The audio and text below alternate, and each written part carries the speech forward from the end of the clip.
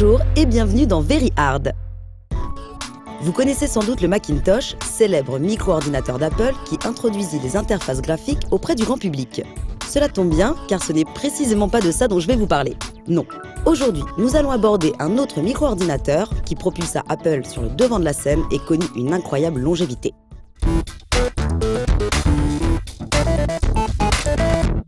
Au milieu des années 70, l'apparition des microprocesseurs permit d'envisager la conception de micro-ordinateurs. Ainsi, en mars 1975, l'Altair 8800, un des premiers micro-ordinateurs américains, fut présenté aux membres du Homebrew Computer Club de la Silicon Valley. Parmi eux, un certain Steve Wozniak examina son architecture.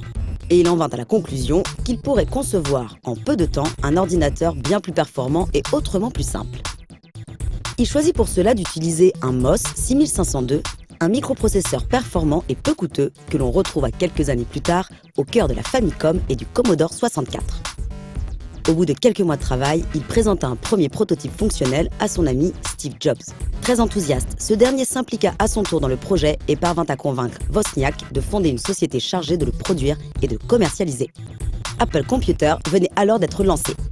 Assemblé de façon artisanale dans le garage de la famille Jobs, l'Apple I fut le premier micro-ordinateur pouvant être facilement doté d'un écran et d'un clavier. De plus, grâce à un programme placé en ROM, il était immédiatement utilisable après son démarrage. Et ce, au contraire de l'Altair, qui nécessitait de manipuler préalablement de nombreux interrupteurs afin d'entrer une séquence d'initialisation en code binaire. Armé de ces caractéristiques novatrices et proposé à un prix avantageux, l'Apple I connut un certain succès dans la région après sa sortie en juillet 1976. Malgré cela, Wozniak travaillait depuis longtemps déjà à la conception d'un ordinateur bien plus performant. Tandis que Steve Jobs savait lui que l'Apple I était trop primitif pour intéresser un large public. Apple Computer concentra alors toute son énergie pour finaliser un nouveau modèle, l'Apple II.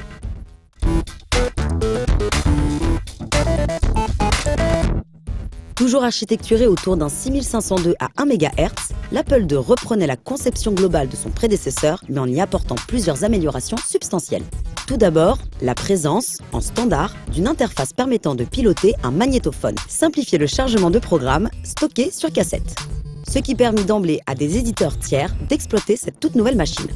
Un BASIC performant et très documenté était d'ailleurs disponible dans une mémoire ROM, offrant la possibilité à tout utilisateur de réaliser facilement ses propres programmes. Enfin, un haut-parleur, directement piloté par le 6502, pouvait générer du son et des musiques sommaires.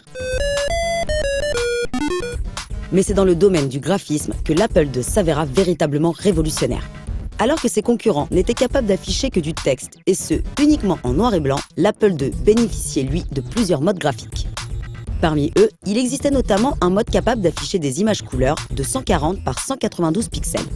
Ce mode dénommé IRES utilisait une astuce rendue possible par la norme de télévision américaine NTSC. Ainsi, pour afficher une image, le vidéoscanner était chargé de lire une mémoire contenant les points à envoyer au téléviseur.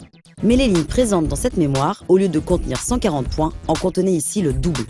En fonction de l'alternance de ces points à afficher, le signal analogique obtenu pouvait créer des interférences en marge des spécifications de la version noir et blanc du NTSC, ce qui avait pour conséquence de faire apparaître certaines nuances très particulières sur un écran NTSC couleur. Ainsi, 2 points allumés donnaient un pixel blanc et 2 points éteints un pixel noir.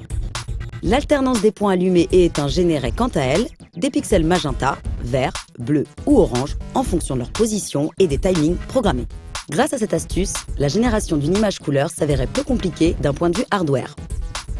Mais elle s'accompagnait aussi fréquemment de l'apparition d'artefacts qui demandaient par conséquent une grande rigueur dans la programmation afin de les minimiser au maximum. Une caractéristique qui n'empêcha pas les graphistes et les programmeurs de profiter pleinement de ces nouvelles possibilités offertes aux jeux vidéo sur micro. Et ce, d'autant plus que l'Apple II était également capable de double buffering, une technique indispensable à la réalisation d'animations fluides. Ce fut ainsi qu'en 1979, Roberta Williams et son mari Ken fondèrent leur société et développèrent le premier jeu d'aventure graphique de l'histoire, Mystery House. Son succès fut immense et leur studio, Sierra Online, allait devenir un acteur majeur des années 80. La facilité de programmation et de publication sur l'Apple II permit également à de nombreux autres développeurs d'exprimer leur talent. Citons par exemple Richard Garriott, à l'origine de la série des Ultima, ou encore Jordan Mechner, le créateur de Karateka et de Prince of Persia.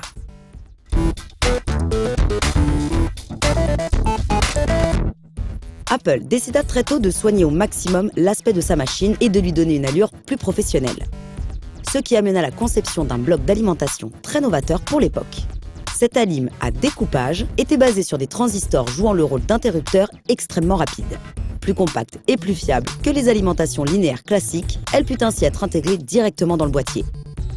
L'Apple II était enfin doté d'un bus d'extension très simple d'utilisation et surtout entièrement documenté. Ainsi, de nombreux bricoleurs allaient pouvoir imaginer de nouveaux usages et développer des cartes d'extension appropriées, ce qui s'avéra rapidement être un atout crucial. Mais il apparut également que lire un programme à partir d'un lecteur de cassette s'avérait trop limité pour certaines applications exigeantes. Steve Wozniak travailla alors à équiper son ordinateur d'un lecteur de disquettes. Afin de réduire les coûts, il décida que la plupart des fonctionnalités de contrôle seraient prises en charge directement par le 6502 au lieu d'employer des puces dédiées. Le disque 2 devint ainsi le lecteur le moins cher du marché et grâce au bus d'extension, il pouvait également être employé par toutes les machines déjà vendues. Une mise à jour, l'Apple II Plus, sortie en 1979. Suite à cela, Apple décida d'arrêter l'évolution de l'Apple II pour se concentrer sur le développement de toutes nouvelles machines à l'architecture plus moderne. Et ce, afin de ne pas se laisser dépasser par la concurrence qui proposait des ordinateurs de plus en plus performants.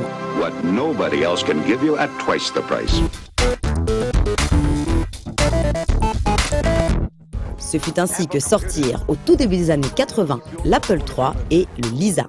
Mais malheureusement, ces deux nouvelles machines connurent un échec cuisant. Tandis que l'Apple II restait lui porté par une très grande Logitech et surtout d'innombrables cartes d'extension en tout genre. Jeux, serveurs BBS, domotique. L'Apple II, ainsi équipé, pouvait répondre à de nombreuses problématiques et continuait alors à afficher une insolente santé. Apple se résolut donc à poursuivre les améliorations sur son unique modèle rentable. Le 2E, sorti en janvier 1983, bénéficiant de plus de mémoire ainsi que de la couleur pour les téléviseurs européens. Un modèle portatif, le 2C, fut commercialisé à partir de 1984, intégrant directement bon nombre d'améliorations offertes par certaines cartes d'extension. Enfin, le 2GS était lui un véritable ordinateur 16 bits doté d'une interface graphique directement inspirée de celle du Macintosh. Bien que largement dépassé techniquement, les développeurs américains continuèrent encore longtemps à supporter l'Apple II. Ils parvinrent ainsi à totalement le maîtriser, lui permettant de conserver une certaine importance durant toute une décennie. Ce qui amena la sortie en 1989 de Prince of Persia, développé nativement pour l'Apple IIe et qui se révéla alors d'une qualité impensable pour une machine sortie 12 ans auparavant.